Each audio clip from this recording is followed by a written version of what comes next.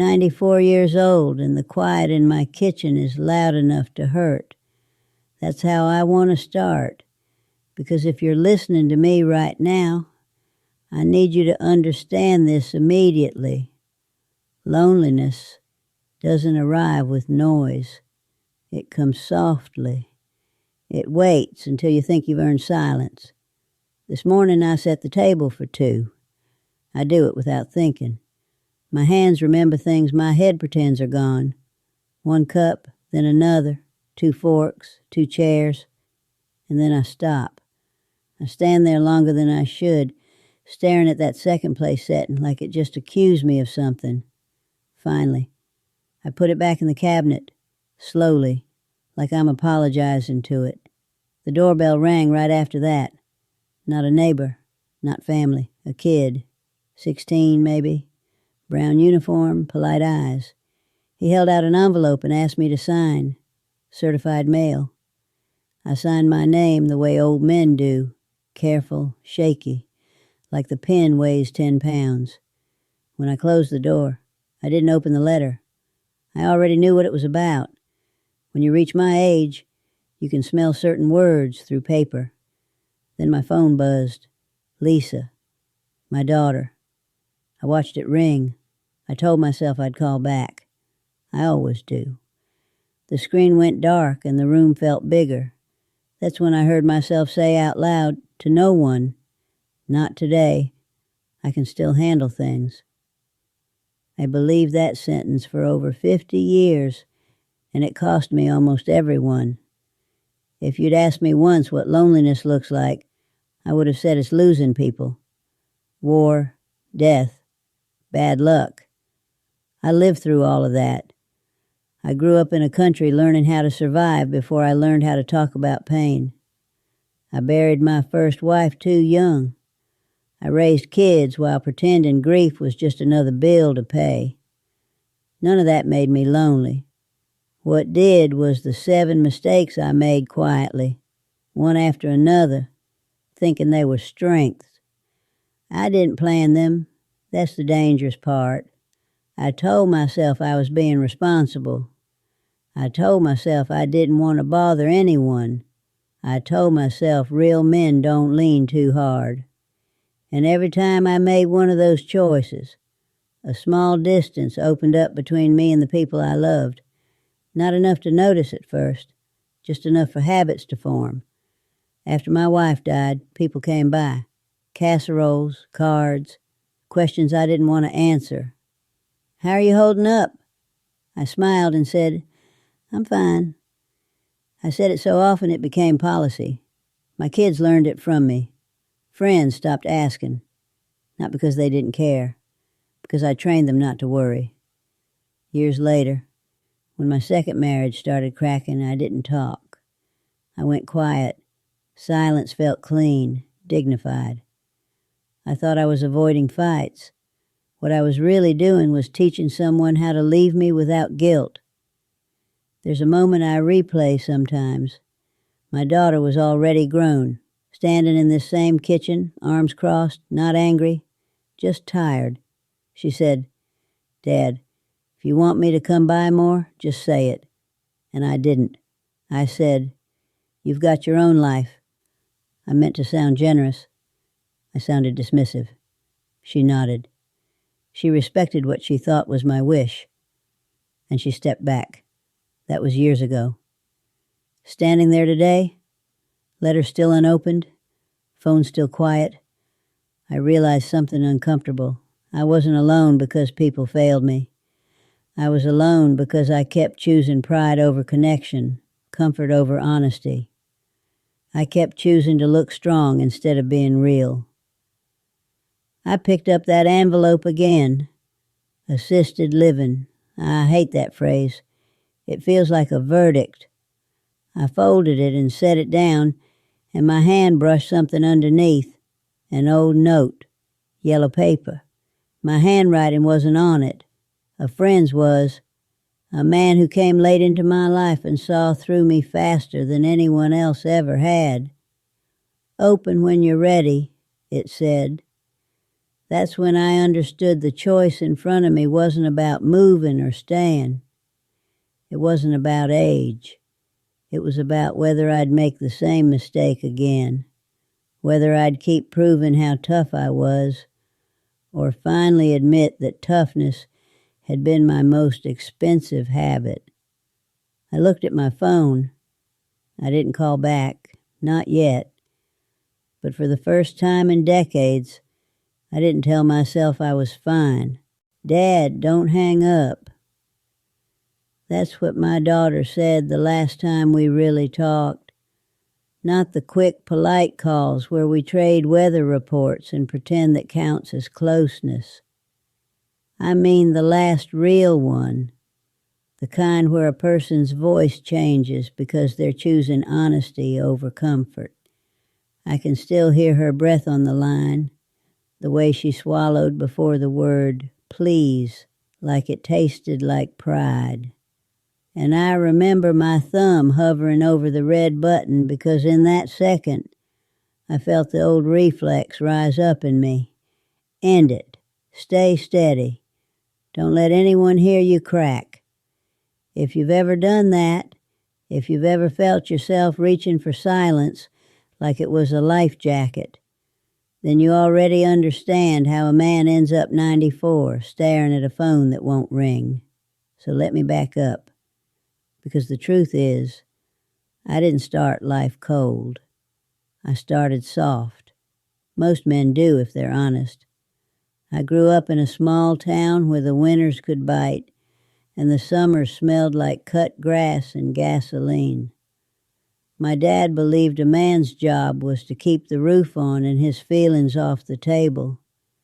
My mom was kinder, but even she had that we don't burden people look in her eyes. That was the air we breathed. Then the war years came through our lives like a long shadow. I wasn't on the front lines, but nobody was untouched. Men disappeared into uniforms. Women learned to stretch soup. Kids learned not to ask for things.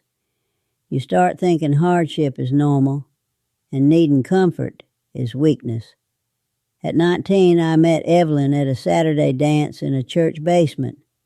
She wasn't loud. She wasn't trying to be seen.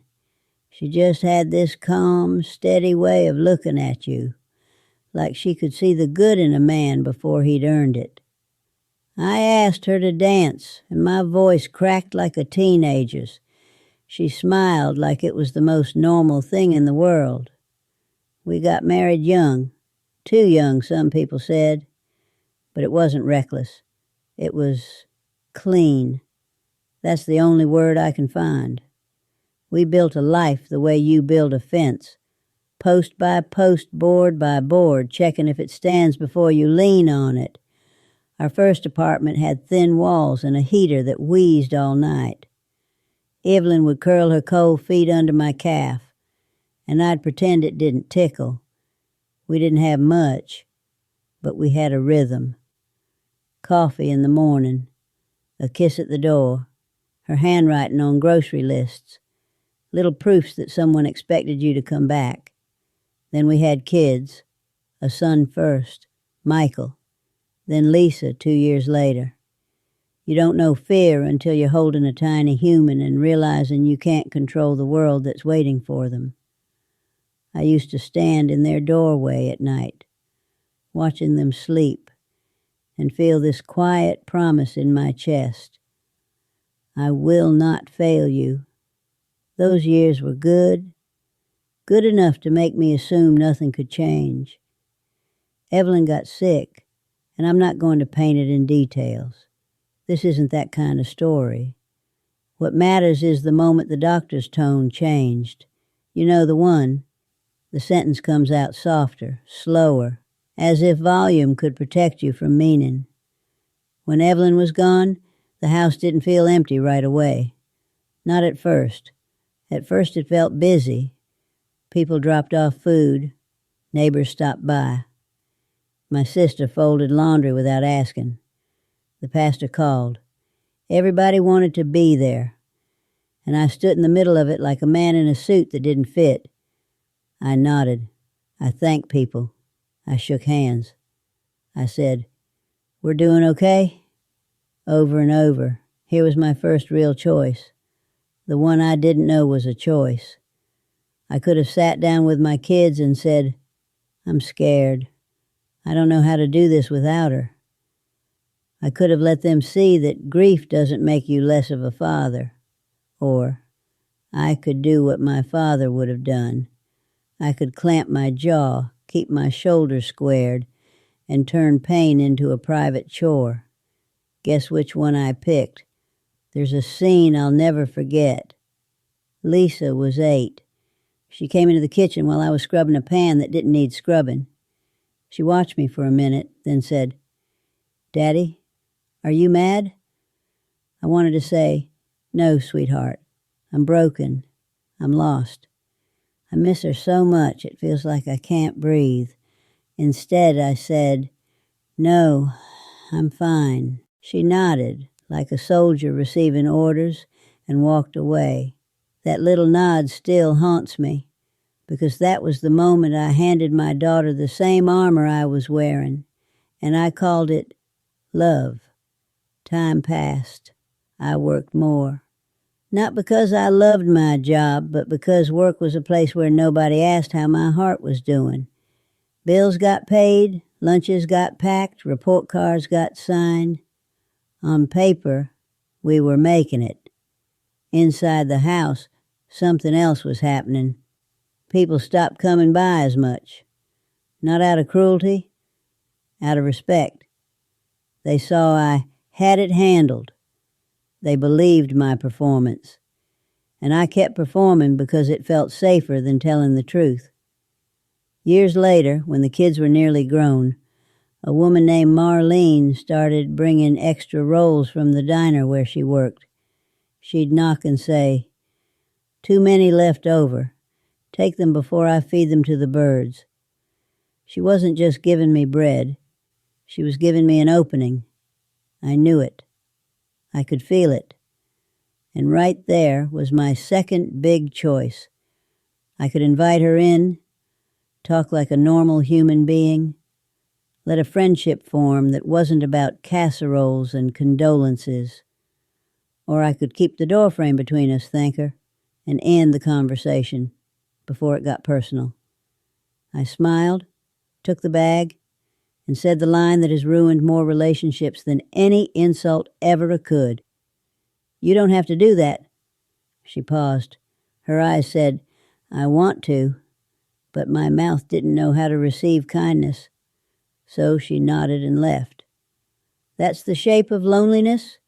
If you want it in plain language, it's not one big tragedy. It's 1,000 small exits you don't stop. By the time Michael left for work in another state and Lisa started building her own life, they carried my lesson with them. Don't need too much. Don't ask too directly. Don't make people uncomfortable with your feelings. And then one evening, years after Evelyn, Lisa stood on this porch with a packed car and hugged me like she was trying to be strong for me. She whispered, "Call me if you need anything." I laughed and said, "I won't." She pulled back and looked at me like she didn't know whether to smile or cry. Then she got in the car and drove away. I went back into the house, locked the door, and told myself I'd done the right thing. But the quiet that night, it wasn't peaceful. It was training. I used to believe that if you avoided big mistakes, you'd be fine. That's the lie I lived on for most of my life. I didn't gamble away money. I didn't drink myself into trouble. I didn't disappear on my kids. From the outside, I looked like a man who held it together. What I didn't understand was this. Loneliness isn't built from disasters. It's built from habits. There was a moment, years after my kids had grown, when I realized people around me had stopped expecting anything from me, not because I was unreliable, but because I never reached back. I had become the man everyone described the same way. He's doing okay. Not, He's happy, not he's close, just okay. That's when I met Carol. She came into my life quietly, the way real things often do, a friend of a friend. Coffee after a community meeting, no sparks, no movie moment nonsense, just conversation that didn't feel like work. She asked real questions and didn't rush to fill the silence when I took too long to answer. That alone felt dangerous. Being with her forced a choice I'd been avoiding for decades. I could stay the man I'd trained myself to be. Contained, agreeable, emotionally unavailable but polite, or I could risk being known again. I told myself I was open. I wasn't. When Carol asked how my kids were, I gave updates, not feelings. When she asked how I was doing at night, I joked. When she said, "You don't talk about your wife much," I nodded and changed the subject. Here's the third mistake, if you're keeping count. I confused privacy with protection. I thought I was guarding something sacred. What I was really doing was keeping distance. And distance, left alone, turns into a wall. Carol noticed. Women always do. One evening, standing in her kitchen, she said something that landed harder than any argument ever could. "I don't feel like I'm with you," she said. "I feel like I'm standing near you." That sentence stayed with me. Standing near you. That's how my life had started to sound everywhere. I could have chosen differently then. I could have told her the truth, that if I opened the door too wide, grief would rush back in, and I didn't trust myself to survive it twice. I could have said that loving someone again felt like signing a contract with loss. Instead, I went quiet. That's mistake number 4, using silence as a weapon when you're afraid to be honest. Carol didn't leave dramatically. She didn't accuse me. She just slowly stepped back. Fewer calls, shorter conversations, until one day there was nothing left to step away from. After she was gone, I told myself I'd chosen peace, but it wasn't peace. It was control. And control feels good, right up until it costs you warmth. Around that same time, my daughter Lisa tried again.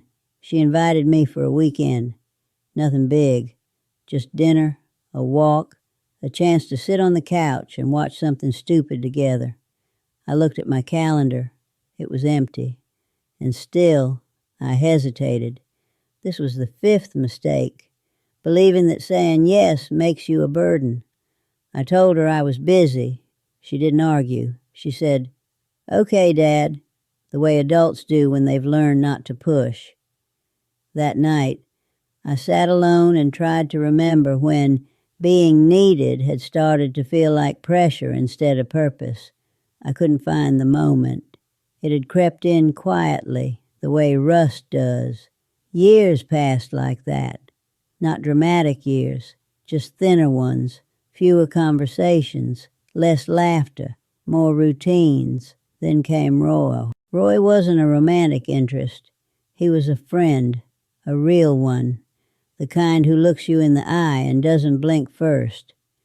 We met through volunteer work. He was blunt in a way I wasn't used to. One afternoon, after we'd worked side by side in silence for an hour, he said, "You ever notice you never ask for help?" I laughed it off. Of course I did. Roy didn't laugh. He said, "That's not strength. That's fear in a good suit." That was the first time anyone had named my 6th mistake out loud. Waiting for people to understand me without ever explaining myself. I went home angry that day. Angry at him for seeing it. Angry at myself for knowing he was right. That anger pushed me into the 7th and worst mistake of all. A fight with Lisa. Not loud, not cruel, just one of those quiet, final kinds. She told me she felt like she was always the one reaching, always the one checking in. She asked me carefully, Do you even want me around, or do you just tolerate me? That question was a door. Behind it was everything I'd never said. I could have stepped through. I could have told her how proud I was, how much I missed her voice in the house, how scared I was of asking for more and being disappointed. Instead, I chose pride. I said, "You're an adult. You don't need to organize your life around me." Her face changed. Not angry, not sad, just resolved. She nodded and said, "Okay." And that was it. That's the moment I trained my own child to leave me alone. When I look back now, I see the pattern clearly. Each time there was a choice: speak or stay silent, reach or retreat, risk or protect. I almost always chose protection. And protection, taken too far, doesn't save you. It empties you. I didn't feel the full weight of it until one evening much later, standing in my kitchen, setting the table for one without thinking. That's when it hit me, not as pain but as truth. I hadn't been abandoned. I'd been rehearsing solitude for years. I didn't meet Will at a dramatic moment. No lightning, no crisis. That's important, because real change almost never announces itself. It just shows up one ordinary day and waits to see if you're paying attention. I was volunteering at the public library twice a week then, not because I loved books more than people, but because books don't ask questions. They let you sit next to them without demanding anything. It felt safe. Will was already there when I arrived that morning, sorting donated paperbacks with the focus of a man who liked finishing what he started. Late 60s, maybe early 70s, calm face, not smiling too hard, the kind of man you trust without knowing why. We worked in silence for a while, and then out of nowhere he said, "You always put the heavy boxes on your side." I laughed and told him I'd built up a tolerance. He nodded, then said, "That's not what I meant." That sentence caught me off guard, not because it was rude, but because it was accurate. I'd been carrying things alone for so long that I didn't realize I was doing it in front of other people. Will didn't push. That was his gift. He let the truth hang in the air like a coat you could decide to put on or leave behind. We started talking after that. Nothing deep at first. Weather, work, the strange pleasure of a good chair. Then one afternoon he asked me, "Who do you miss the most?" That question stopped me cold. Here was the choice. I felt it immediately. I could deflect, make a joke, name someone long gone and keep it tidy. Or I could answer honestly and risk opening something I'd spent decades sealing shut. I said my wife's name, out loud, for the first time in years. Will didn't say he was sorry. He didn't reach for some polished line. He just said, "That kind of missing doesn't shrink if you ignore it." That was the moment I understood my 8th-year mistake. Not one of the original 7, but maybe the key to all of them. I had treated grief like a stain instead of a wound. I kept it covered instead of letting it heal. Will and I began having coffee after shifts. He talked about his own losses, not to compete, just to share. And slowly, without realizing it, I started practicing something unfamiliar. I started receiving. One day he brought me soup, nothing special, just a container with a handwritten label. I immediately started explaining why he didn't need to do that, how I had food, how I was fine. He stopped me mid-sentence, gently, firmly. "Say thank you," he said. "Don't turn care into an inconvenience." That line stayed with me, because that's what I'd been doing my whole life, turning care into something awkward people were better off keeping to themselves.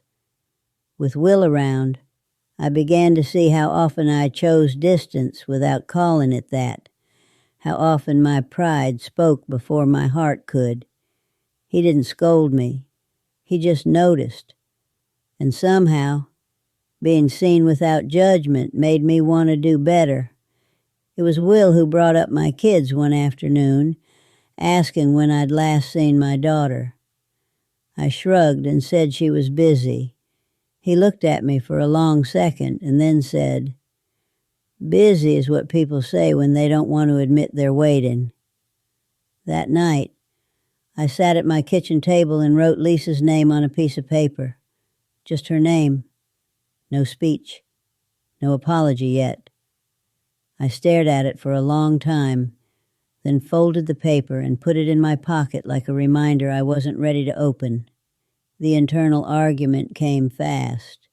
You'll bother her. You'll sound weak. You waited too long.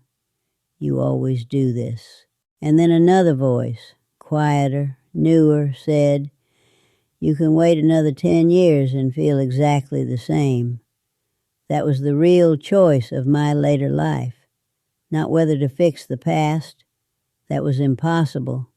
The choice was whether I'd keep using time as an excuse to avoid courage. I didn't call her that night. I won't pretend I did.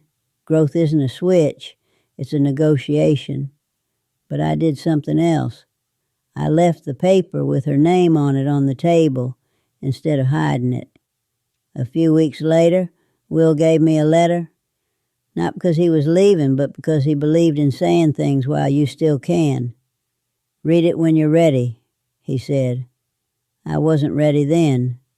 I put it in a drawer and told myself someday. That word again.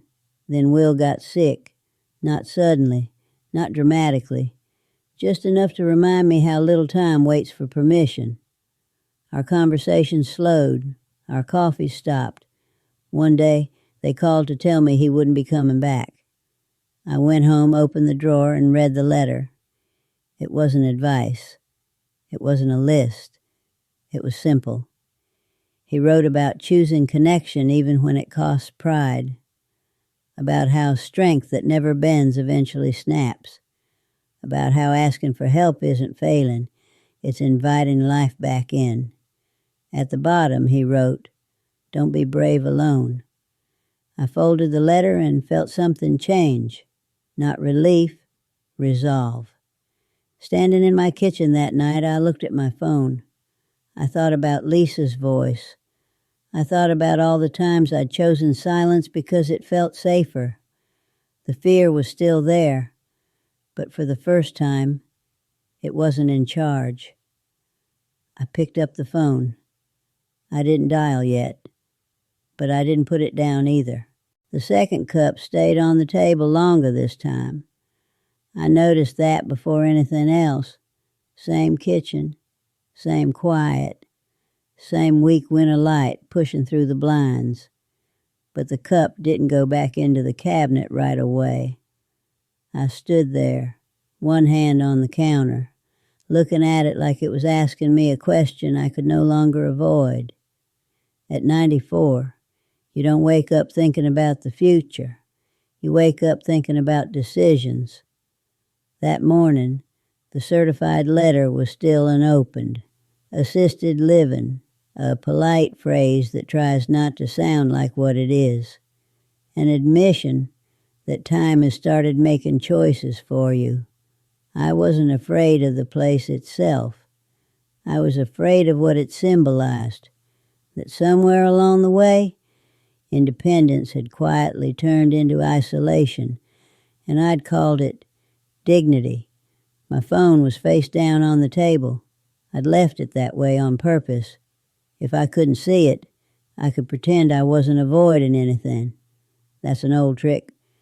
It works until it doesn't. I flipped it over. No missed calls. No messages. And for the first time, instead of feeling relieved, I felt exposed. Here was the final choice. I could tell myself it was too late. That at my age, habits are permanent and bridges stay burned. I could protect myself from disappointment by never reaching out at all, or I could risk the one thing I'd spent a lifetime dodging. Needing someone? I sat down slowly. My knees complained the way they always do now. I wrapped my hands around the warm mug and thought about all the moments I'd convinced myself that silence was kindness, that not asking was generosity, that being low maintenance made you easier to love. No one ever tells you the price of that strategy. I thought about Evelyn and how many nights I'd held everything together because I thought falling apart would scare the kids. I thought about the way Lisa used to look at me when she was small, searching my face for permission to feel something. I thought about Carol standing in a kitchen years ago, telling me she felt like she was standing near me, not with me. I thought about Will and the letter in the drawer and the line that refused to leave my head. Don't be brave alone. I picked up the phone. My thumb hovered the way it always did. Muscle memory pulled me toward putting it back down, toward waiting, toward another day that would look exactly like this one. That voice, the old one, showed up right on time. You'll bother her. You'll sound weak. If she doesn't answer, it'll hurt worse than not calling at all. But there was another truth I couldn't escape anymore. Not calling had already hurt, for years, quietly, thoroughly. I tapped Lisa's name. The call rang once. In that single second, my mind did what it always does when fear shows up. It tried to negotiate. Maybe I'd hang up before it connected. Maybe I'd leave a message later. Maybe I'd just say I was checking in and keep it light. Then it rang a second time. I imagined her on the other end, living a full life I'd told myself not to interrupt. I imagined her deciding whether to answer, whether this was worth reopening. Third ring, she picked up. Hello? I didn't dial yet, but I didn't put it down either. Her voice sounded older than it used to. That's how time works.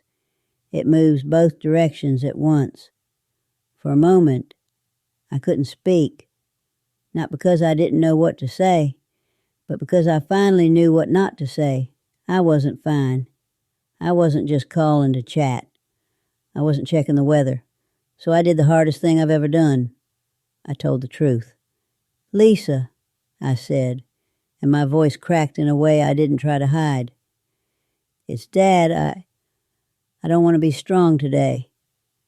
There was a pause, a real one.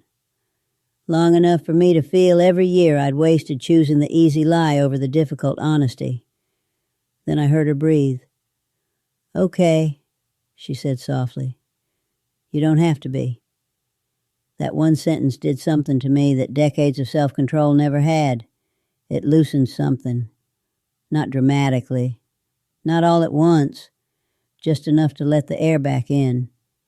I've been lonely, I said, not apologizing, not explaining, just stating a fact I'd avoided my entire life. And I didn't know how to say it without feeling like I was asking for too much. She didn't rush to fix it. She didn't scold me for the years of distance. She just listened. And that might have been the greatest gift of my life. When she finally spoke again, she said, I've missed you. Not I forgive you. Not it's okay. Missed. Present tense. We didn't solve everything on that call. That's not how real life works.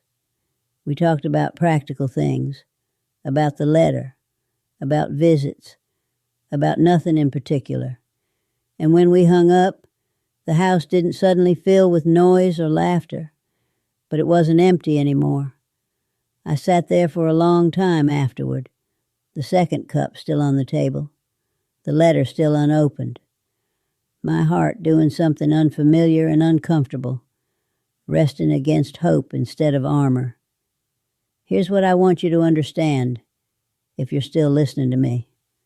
Loneliness isn't cured by people. It's cured by choices.